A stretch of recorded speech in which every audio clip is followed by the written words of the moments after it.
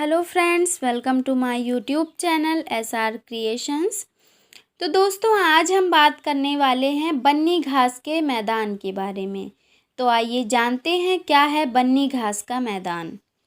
बन्नी घास के मैदान गुजरात के कच्छ ज़िले में लगभग 2600 किलोमीटर वर्ग में विस्तृत हैं।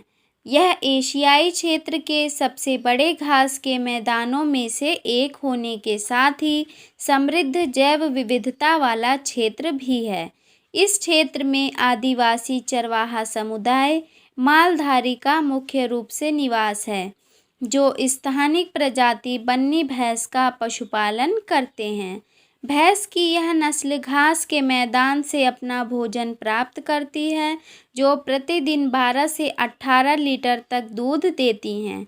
पिछले कुछ वर्षों से इन घास के मैदानों में निरंतर कमी आ रही है, जिसके प्रमुख कारणों में जलवायु परिवर्तन, लवणता में वृद्धि, अनियंत्रित चराई, कृषि भूमि में परिवर्तन तथा आक्रामक पादप प्रजाति गांडो बावल शामिल हैं।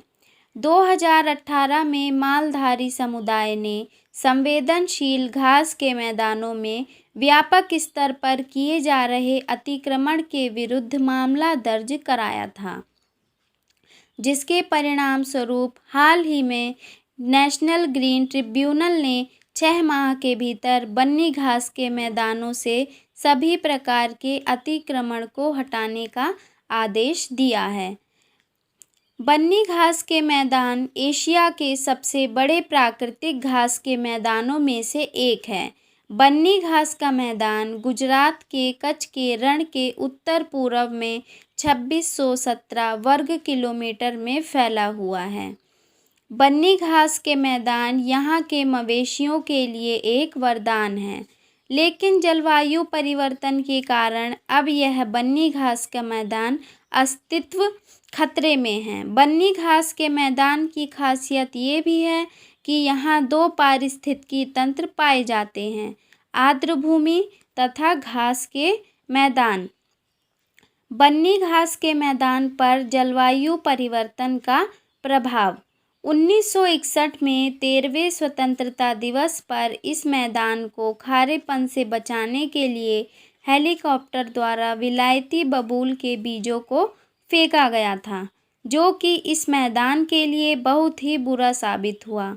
1989 में विलायती बबूल 6% भाग पर फैले हुए थे और 2015 आते आते 54% क्षेत्र में फैल गए और विलायती बबूल से खारापन तो नहीं घटा, उसके उलट एक वर्ष में 80 किलोमीटर की दर से खारापन तेजी से बढ़ गया। जलवायु परिवर्तन के कारण बन्नी घास के मैदान पर बहुत ही बुरा प्रभाव पड़ा। वर्तमान में बन्नी घास के मैदान को हर 2 या 3 साल में अकाल झेलना ही पड़ता है। बन्नी घास के मैदान धीरे धीरे खत्म होते जा रहे हैं। सरकार द्वारा नदियों पर जगह जगह बांध बना दिए गए हैं, जिससे बन्नी घास के मैदानों में जल की आपूर्ति प्रचुर मात्रा में नहीं हो पाती है और घास के मैदान रेगिस्तान में बदलते जा रहे हैं। और जानते हैं कि बन्नी घास के मैदानों से जुड़े मालधारी लोग कौन हैं। जाट एक पारंपरिक चरवाहा समुदाय से ताल्लुक़ रखते हैं। मालधारी भी इसी समुदाय से संबंधित हैं। माल यानी पशु और धारी मतलब रखने वाले। पशु रखने वाले लोगों को मालधारी कहते हैं। मालधारी लोगों का जीवन निर्वाह का साधन पशुपालन ही है। जब बन्नी घास के मैदानों में प्रचुर मात्रा में घास होती थी, तो मालधारी लोगों का जीवन भी खुशहाल रहता था। लेकिन जलवायु परिवर्तन और विलायती बबूल, जिन्हें मालधारी लोग गांडा पागल बबूल कहते हैं, के कारण घास के मैदानों में घास की कमी और रेगिस्तान की अधिकता होने लगी है, जिससे मालधारी लोगों का जीवन भी कठिन होता जा रहा है। यह भारत का पहला चरवाहा समुदाय होगा जो जलवायु परिवर्तन के कारण विस्थापित हो गया। बन्नी घास के मैदानों से कम हो रहे मवेशियों पर संकट। एक ऐसा समय था जब बन्नी को एशिया का सबसे बड़ा घास का मैदान माना जाता था, लेकिन अब लोग इसे एशिया का सबसे बड़ा घास का मैदान केवल कहने के लिए कहते हैं, क्योंकि अब पहले जैसी घास इस मैदान में बची नहीं है। रेगिस्तान का प्रभुत्व बढ़ता जा रहा है। बन्नी घास के मैदान के मवेशी और मवेशियों के मालिक पहले सुखमय जीवन बिताते थे, लेकिन अब पशुओं का चारा खत्म होने की कगार पर है।